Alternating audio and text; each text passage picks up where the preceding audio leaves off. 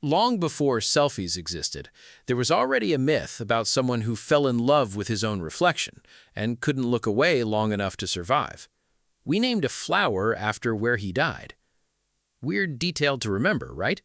Except that story still explains something real happening in people today. Here's the part that confuses most people, though. The most confident-looking person in a room can also be the one who completely falls apart over the smallest piece of criticism. Not annoyed, falls apart.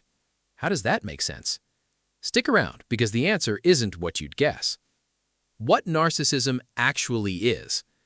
Psychologically, narcissism means holding an inflated, grandiose image of yourself, believing on some level that you're smarter, more important, or simply more deserving than the people around you. But here's the twist almost nobody talks about. Narcissism doesn't come in just one flavor. There's grandiose narcissism, the loud, magnetic, center of attention type, confident, dominant, chasing status, power, and admiration out in the open. This is the version most people picture. But there's also vulnerable narcissism, quiet, reserved, sometimes even shy. Underneath, there's the exact same sense of entitlement, except it's paired with something fragile. Vulnerable narcissists feel threatened and slighted far more easily because their self-image isn't loud, it's brittle. Same root, two completely different outer shells. And that fragility is exactly why the contradiction from the intro happens. For a lot of narcissists, even grandiose, outwardly confident ones, self-esteem isn't solid ground. It behaves more like a performance that needs constant reinforcement to stay standing. So when criticism lands, it's not read as feedback.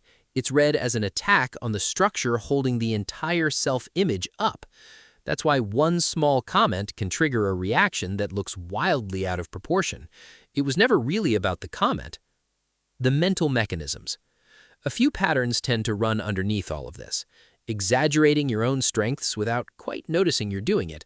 Needing admiration not as a bonus, but as fuel.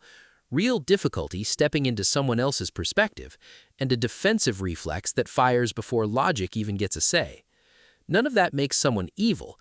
It means the mind built a very specific defense system for something underneath that never felt fully secure. So where does this come from? Twin studies point to a real genetic piece, though we don't know exactly which genes are involved. Environment shapes it too.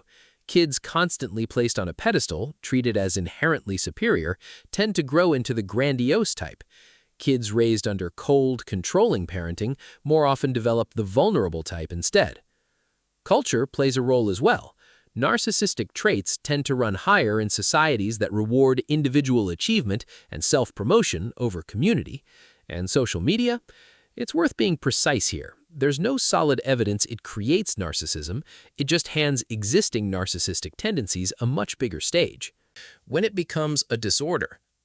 Most people carry a few narcissistic traits without it defining their life.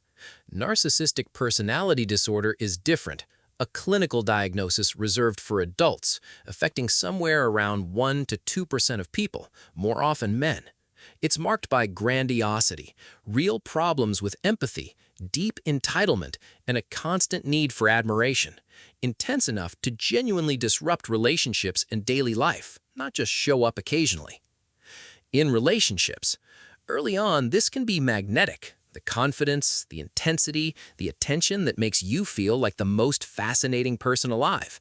But when that self-image gets challenged later, it often turns into denial, rationalizing, or quietly redirecting the blame until somehow you're the one apologizing. Not villainy, just a defense system protecting something it can't afford to let crack. Can they change? Genuinely, yes, through honest self-reflection, real motivation, and often therapy. But it's a steep climb because the whole system was built to avoid looking at itself too closely in the first place. Asking a narcissist to self-reflect is asking them to stare directly at the one thing their entire identity was built to protect them from seeing. Which brings us back to that myth. Narcissus didn't fall in love with himself technically. He fell in love with a reflection because he didn't realize that's all it was. Maybe that's the real story underneath narcissism. It was never really about loving yourself too much. It's about never quite getting to see yourself clearly at all. If this helped you understand someone in your life a little better, or maybe yourself a little better, let me know in the comments.